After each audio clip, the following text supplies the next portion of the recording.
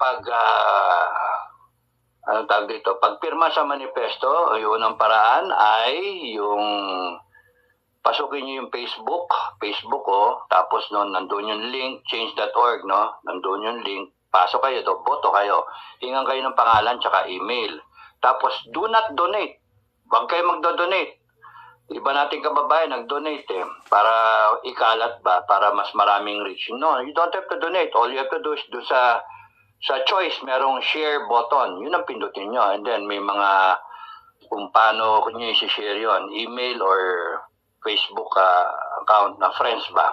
No, so yun, you do not donate. Yung pangalawa is i-text nyo sa phone number ko yung pangalan, edad, occupation, pagka-retired, OFW, o kaya housewife, o kaya walang trabaho.